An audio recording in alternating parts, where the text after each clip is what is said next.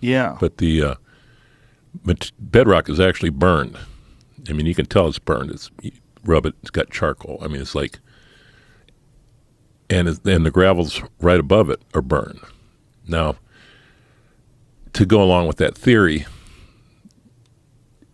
we had sea levels that rose 300 to 400 feet in a relatively short period of time. And Beringia, which was that land bridge that came across, suddenly it was no longer a land bridge, it was underwater. Worldwide, sea levels rose 300 to 400 feet around the globe. Yeah, quickly. Real quick. And might have been quicker than the megafauna could adopt to. Megafauna had to have the right ecosystem to live in, and it changed too quick, and they couldn't adopt. That's my theory. Adapt, yeah. Yeah. So that's probably part of it too, right? Because some of the things probably survived. They think a lot of things died on the impacts or during the floods and if you found charcoal. I mean, they found this stuff that they call nuclear glass. It's called trinitite, I believe is the way they pronounce it. But it's the same sort of material they found during the Trinity explosion, which is like from the immense impact of the explosion, it turns sand and particles into glass. And they find that all around the world at that same, when they do core samples at that same time period. And so if there's impacts like that, there's most likely fires. Mm-hmm. And so that's probably what you're looking at. It could be. Yeah. Or it could be some other sort of mass fire that hit that area. But it's under 60 feet of silt, 10 to 15 feet of gravel. And where this is located is the widest pay streak in the interior. It's about a mile wide, this pay streak, where the gold is. The mountains used to be, a few thousand feet taller than they are right now, where the pay was coming out of the host rock. And gold's got a specific gravity of 19, meaning it'll displace itself 19 times in water. So that's how sluice boxes work. Gold pans. You mix the dirt with the water, the gold goes right to the bottom. Same way with the pay streak. The gold's moving down the creek, it goes deeper and deeper and deeper. The gravel goes over the top of it. Pretty soon it hits bedrock. It can't go any deeper, and that's where it stays. And the gravel just keeps moving down. So there was a lot of water that went through this valley. This creek there now is not 15 feet wide, but the valley itself with the pay gravels is a mile wide. Wow. And there's gold throughout the whole thing. So at one point in time, there could have been a river that's a mile wide that was running through there. Could have been. I don't know. And these animals that they said that aren't supposed to be there, what animals are those? Dire wolves being one of them. Dire wolves? You found dire wolves? Dire wolves. Do you have photos of this stuff?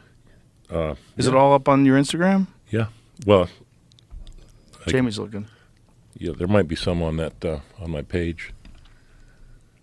So when you found dire wolves, like in what condition? Just the bones? Yeah. Because you found some tissue too, which is kind of crazy. Yeah. Like a lot of these animals died, and you found little pieces of soft tissue and tendons and ligaments, which those paleontologists were thrilled by. Like they couldn't believe it. Yeah.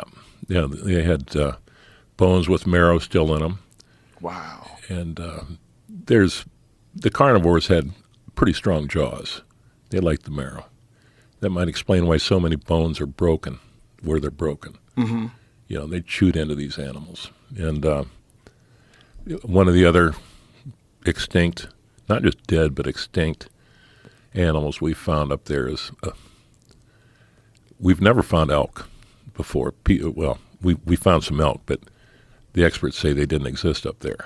And I know you'd like to hunt elk and eat elk, but elk exist in Alaska. They exist down. I think they do. They do. They do. So that's a dire wolf skull. Yeah. Wow. They have Roosevelt elk in Alaska. They have them on some of the islands on the coast. A Fognak has Roosevelt elk on it because it's a very difficult hunt that people go on, and the problem is there's enormous brown bears on there. And my friend Steve Ranella told a story on the podcast of how they shot an elk up there, and it's an incredibly difficult hike in and hike out. You're going through very thick brush and terrain at a very steep angle. It's very hard to get through with anything. So they take this elk, they hang it in a tree, and they come back the next day to cut it up and to take it apart. But by the time they get back, a bear has already claimed it, and they don't know this yet. Uh-oh. And they get rushed by this bear.